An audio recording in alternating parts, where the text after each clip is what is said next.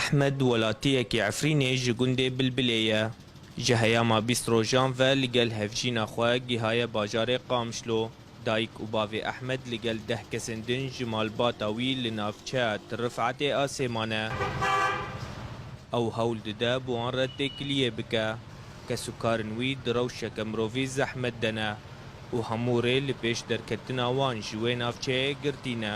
شغل تنايا وتزانيج انسان شغل بريج تنانا تشتك جبوان تنايا خارنا نافنا او حفطه انا حفطه بين الخارن بدنوان يبخن خارن تنا ندنوان ناخنا وكوني وان جي حمو قاف كتيدا وزاروك جي دمرنا نخاش تنايا خستخانه تنايا ترفعتي دا کۆمبوونا دموقراتیک و چەپên کورد li Sûriyê dibêje ku rêveberiya Xweser û xelkên herêma Cezîrê û Kobanê alîkarî şandina ji koçberên Efrînê yên li navçeya Şehbayê dimînin.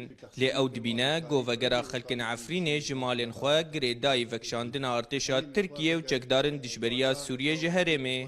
Alîkariya herî esasî a herî giring û îro ku bêkirin ku gelê me bi rûmet veger hindirê Efrînê. Gava ku hêzên dagirker karibin derkevin ji hindirê Efrînê de û gelê me veger gundê xwe û bajarê xwe û karibin bercewendiyê xwe berdewam bikin. Ev ya çê nabe ille di rengekî goçareserî kir rewşa Sûrî di giştî çê bibe. Encumena Niştimaniya Kurd Enekesê dide zanîn ku koçberên Efrînê li navçeyên jêr destê hêzên rejîma Sûriyê ne. Lewma ew nikarin alîkariyan ji wan re pêşkêş bikin.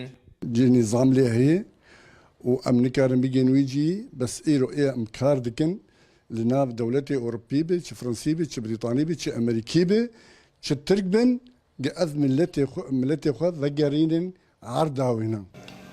Hevbendiya Niştimaniya Kurd diyar dike ku nakokiyên civaka navdewletî derbarî krîza Sûriyê bandoreke nerênî li pêşkêşkirina alîkariyan ji awareyên Efrînê re dike. سر أصلي أمم المتحدة ومنظمات الدولية بيويستا بيكرن تف لازم دريا شامي ربي دريا هلال الأحمر سوري ربي بيكرن قوري قانون دولي أواجي هناك تشتهنا الشام ناخوازي بكها هناك تجي هنا المنظمات الدولية بخوا ناخواز دريا شامي ربي كن جبو بيجي ملت الورب حقيقة وضع كي ناخوش ده حمو بيويستي خير روجانات هذا احتياجات خواه Awareyên Efrînê li derdora bajarokên Nobel û Zehra yên di destê hikûmeta Sûriyê de dimînin. Her wiha li ber rêbenda Kîmar ku ew jî nêzîkî wê navçeyê ye. Ku di navbera hêzên hikûmetê û çekdarên dijberiyê de bêçare mane. Ne dikarin vegerin Efrînê ne jî dikarin herin Helebê. Îvan Hesîb Rûdaw, Qamişlo.